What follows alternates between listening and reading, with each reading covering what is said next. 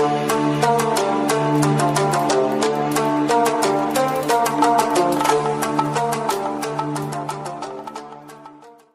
दोस्तों, आज हम इस वीडियो में बात करने वाले हैं श्री कृष्ण की नगरी नहीं थी धरती का हिस्सा, जाने कैसे द्वारका नगरी हो गई थी विलुप्त।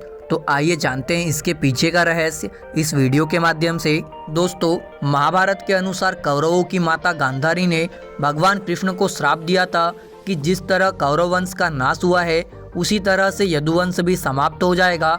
महाभारत युद्ध के 36 वर्ष के बाद पूरी द्वारका नगरी समुद्र में डूब गई थी। पौराणिक कथाओं के अनुसार भगवान कृष्ण का जन्म मथुरा में और उनका बचपन गोकुल में पूरा हुआ था।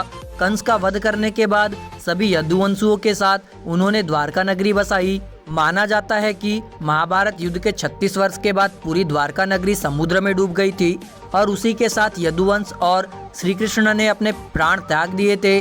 द्वारका नगरी के अंत के पीछे दो कथाएं प्रचलित है। एक कथा के अनुसार माना जाता है कि महाभारत युद्ध के बाद जब युधिष्ठिर के राज तिलक के दौरान गांधारी ने भगवान कृष्ण को श्राप दिया था कि जिस तरह कौरव वंश का नाश हुआ है उसी तरह से यदुवंश भी समाप्त हो जाएगा। अन्य कथा के अनुसार कृष्ण के पुत्र सांब को मिले श्राप से द्वारका नगरी का अंत माना जाता है। ऋषि वाल्मीकि, नारद मुनि और अन्य ऋषि द्वारका का भ्रमण करने आए थे। तब सांब उनका उपहास करने के लिए गर्भवती स्त्री का रूप धारण करके उनके पास गया। इसका पता ऋषियों को लगा और उन्होंने सांब को श्राप दिया कि उसकी कोख से मूसल उत्पन्न होगा जिसके कारण पूरे यदुवंश का नाश होगा। राजा उग्रसेन को इस बात का पता चलते ही उन्होंने मूसल को समुद्र में फेंकवा दिया। एक युद्ध के दौरान कृष्णपुत्र प्रद्युम्न के मित्र सात्यकी ने वृषणिवंशी कृतवर्मा का वध कर दिया, जिसे वृषणिवंशी सहन नहीं कर पाए और उन्होंने सात्यक सहित कृष्ण के पुत्र प्रद्युम्न का भी वध कर दिया।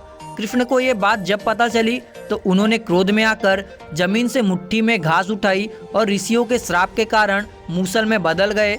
उस घास को जो भी निगलता वो मूसल में बदल जाती। इस मूसल के प्रहार से व्यक्ति उसी स्थान पर अपने प्राण त्याग देता।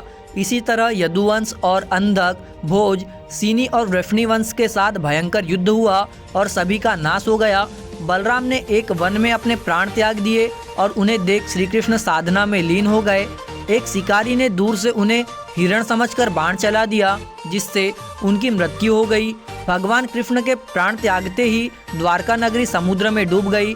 पुराणों के अनुसार द्वारका धरती का हिस्सा ही नहीं थी। कृष्ण ने इसे समुद्र देव से उधार मांगा था। इसी कारण से कृष्ण के बाद नगरी भी समुद्र में समा गई। दोस्तों, आपके लिए बहुत मेहनत से पोस्ट लाते हैं, एक लाइक जरूर करें और कमेंट्स करके ज़रूर बताएं कि वीडियो आपको कैसा लगा और चैनल को सब्सक्राइब जरूर से ही करिएगा। मुझे पूरा यकीन है आपका दिल बहुत बड़ा है, आप इस पोस्ट को लाइक और चैनल को सब्सक्राइब जरूर करेंगे।